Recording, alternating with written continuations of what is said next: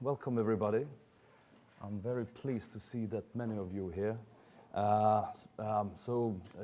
Dear colleagues, dear friends, dear Mr. President, ladies and gentlemen, and dear guests, good morning and very warm welcome to our conference.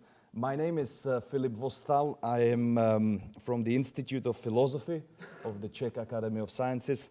And together with Mark Kerrigan, who is sitting just over there, I'm one of the conveners of this event. And first of all, let me acknowledge the support of the kind support of the Czech Academy of Sciences, particularly then its new flagship research program called the Strategy AV21, without which this conference wouldn't take place. And there are three very intense days ahead of us, with 5 keynote lectures and 20 presentations, and plenty of formal and indeed informal discussions. And before Mark and I will say a few things about the overall idea behind the conference, it's my great honor to give a floor now to Professor Jiří Drahoš, the president of the Czech Academy of Sciences, who has very kindly agreed to open the conference and will now give a short welcoming address to all of us, the conference participants. So, Professor Drahoš, over to you now. Good morning, ladies and gentlemen. As you can hear, my voice is not quite sufficient to speak, but this has one positive consequence for you. I will definitely not speak too long. So that let me to welcome you all here in the beautiful premises of Vila Lanna. Let me to welcome you on behalf of the Academic Council of the Czech Academy of Sciences. I'm very pleased that you came to take part and to attend this conference entitled Power Acceleration and Metrics in Academic Life. The conference, I was told, will bring together both internationally renowned scholars and junior researchers from about 15 countries. The themes and questions you will be engaging and discussing over the next 3 days are nowadays perhaps more topical than ever, as there is very little doubt that science and knowledge production, as well organization and evaluation of scientific institutions, and by extension of science itself, presently undergoes significant transformations. Even though such transformations take different shape in different national and regional context and manifest certainly diversely in different disciplines, we scholars are still, to a large extent, an international or global community. So there are several trends that affect us scholars en masse as distinct social force, as social group. Academies and universities worldwide are, of course, not detached from the broader political, socio-economical and technological developments, quite the contrary.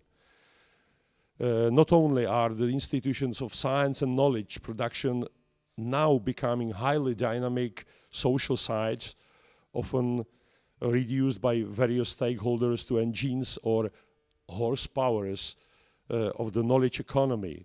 It is also possible to register that somewhat within our own disciplines and disciplinary cultures, and of course our institutions, metric indicators now develop as dominant, if not determining instances entering into how our research is evaluated by assessment systems, how we evaluate and perceive ourselves as academics, how we construct or reconstruct our own environments, our own conditions of existence, and of course, how we conduct research. As a result, we need to adapt to intensified tempos of our disciplines and institutions. Learn, to paraphrase here Roger Burrows, one of the conference keynotes, how to live with metrics and with metric indicators as dominant proxies for scientific quality and academic recognition, career progression and job prospects. Just to reiterate, even though there would be a local and regional differences in the trends, I'm conveying academic life and science production now seems to be at the intersection. And I very much hope that discussions that are ahead of you in the following hours and days will tackle some of the problems and challenges I've just gestured upon. I have to stress that our institution, I mean Academy of Sciences, is the only institution in the Czech Republic which undergoes regular assessment of institutions and research teams. We carry out this evaluation, this critical evaluation every 5 years, and I have to say that just this year we have started in the very spring and with the first phase of evaluation. It was, say, remote evaluation where teams had to submit the best papers, best books, best results, and these results were evaluated by international scientific community. And now we finish second phase on-site visits where committees of internationally renowned scientists came to our institutes discussing the problems, listening to the presentations of the research teams, etc. It's a quite complicated process, and as I've mentioned, it takes a relatively long time, but we still think that to do something like that every 5 years is, on one side, sufficient. On the other hand, we need the information of this type. We need to have a comparison, not within national community. Of course, there are disciplines which are very local, very national, let's say, but basically we need comparison within international context. And I'm sure that even your seminar today, your conference, will contribute to our next evaluation, which will be organized 5 years from now. We will be very glad to hear your critical comments, your suggestions, and other ideas which we will listen through, or we will hear through our colleagues from our institute. So that, ladies and gentlemen, let me to close my short introduction by wishing you all a productive conference and a pleasant stay in a beautiful Vila Lanna and a beautiful capital of the Czech Republic in Prague. Thank you for your attention. And well, as I indicated at the beginning, I just would like to thank to Professor Drahoš, kind of whilst he's sitting here, but he's gone already. So maybe just a few words before we really kick off about the very rationale that will kind of partially follow what Professor Drahoš talked about, because we no doubt live in challenging times for academia. I don't probably have to remind anything like that to an audience of that kind, because there is now evidence aplenty indicating that dynamization of academic environment and intensification of knowledge production are significant and salient features of today's academic world. And indeed, as we've also heard from Professor Drahoš, this differs across regions, across disciplines, and it affects people in different stages of their careers very differently. And yet the general trend seems to be difficult to refute here. We academics face a rampant list of charges nowadays. We must adopt performance and productivity discipline. We must publish in right journals, with the right publishers, of course. We must get cited. We must learn how to exist and how to thrive in regimes of audit, surveillance, so-called excellence, accountability, business-driven administration structures that are often, but not always, justified by neoliberal assumptions. Turbulent changes with manifold, often toxic implications are nearly everywhere in academia, and the responsibilities which define intellectual and academic life, well, scholarly as well as administrative duties, meetings, deadlines, conferences, pedagogical commitments, you name it, accumulate incessantly. And yet one thing does not change whatsoever. And that is the time that we have at our disposal for pursuing such activities. And because of this, we often compress our time frames or our time horizons. We accelerate, we push ahead, we rush, we skim. And as a result, we often become distracted, frustrated, and even burned out.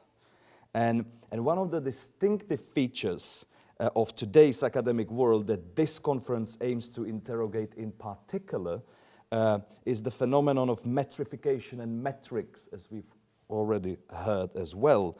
And the question as to what kind or what kind of a role they play in intensification and reconfiguration of academic life, academic culture, and research conduct. So these are some of the framing and burning questions that kind of were animating us, myself, Mark, and our colleagues when we were thinking and preparing the themes for this conference. And well, I can talk about it more, but I think given the time is one of the issues here in the air, maybe the elephant in the air, I just would like to finish this short speech by wishing to everyone a kind of a fruitful and intellectually engaging and stimulating 3 days here in Prague. And above all, I would like to thank you all, thank you very much actually for coming and being here today. So welcome.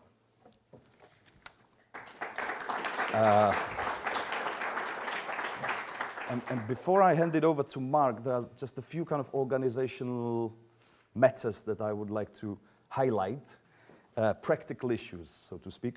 If you look at the program, which you all probably got, things should be pretty much clear here.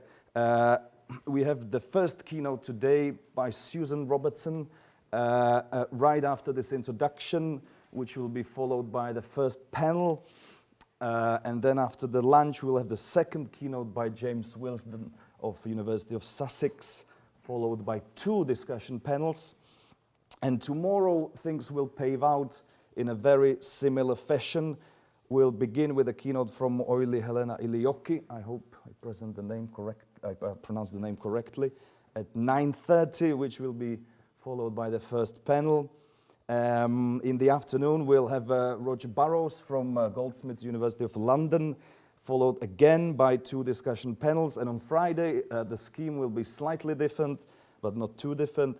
We'll have Philip Moriarty, who's coming tomorrow, actually, he's still not here, professor of physics from University of Nottingham, giving a keynote which will be followed by a session organized by our dear colleagues, and I can see a few of them in the back, from the Center for Science and Technology Studies at Leiden University.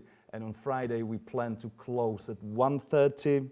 Important information, coffee breaks are always at 10:30, 3, and 5. And lunch will be from 12:30 to 2. And of course, if you have any kind of organizational queries, questions, remarks, anything, you can talk to either Aneta and Lanna, whom you met at the registration desk, or you can of course talk to me, you can talk to Mark, and you can talk to our colleague Vít, who is sitting somewhere over there. And I will shut up for a while, and I will hand it over to Mark now. Okay, thank you. I mean, I've not really got a great deal to add. I mean, this is Philip's idea, Philip's inspiration, and I've just been helping, really. And so I hope it's going to be a fruitful few days, because one of the things I like about the framing we've chosen for this is that it doesn't automatically entail that acceleration is bad or that slow is good. And I'm particularly interested in the ambivalences surrounding these different facets of academic time. And so my primary interest, for instance, is in social media within academic life. And so some of these things that I think are very negative when looking at the institutional level as a whole about this acceleration, this acceleration, I won't try and say that other word. When it's talking about social media, they seem actually quite positive to me in some ways. And so my involvement in this is much about trying to satisfy my own curiosity as anything else. And on the social media front, we're going to be recording all the talks, which will be released through the Sociological Review, which is a British journal that has a large social media presence. And the website is at thesociologicalreview.com. And so, subject to nothing going wrong technically, all those talks will be released. We'll also be live tweeting from the event for those of you who use Twitter with the hashtag FastUni, which seems quite crude, but it's short, and obviously brevity is useful in this sphere. And we also want to try and live blog some of the events, and so hopefully to use the Accelerated Academy website that we've set up as a platform that could continue to host debates, host reflection upon these issues after the event itself. And so if you're interested in writing something during the event, and it can be very short, even just 100, 200 words as a short reflection, if you could email me those, I will immediately, or near immediately, post them on the website. And hopefully we could have this stream of meta-commentary taking place in real time. And after the event, we've got a arrangement with the LSE Impact Blog, which is a popular scheme run by the LSE's public policy group, where we're going to host longer form articles, which could be an extension of a blog post written during the event, or could be something new. And if you'd like to take part in that, if you just email me after the event, and if you want more details, just ask me at any point during the conference. So yeah, thanks very much, and we'll hand over to Philip, who's chairing the first session.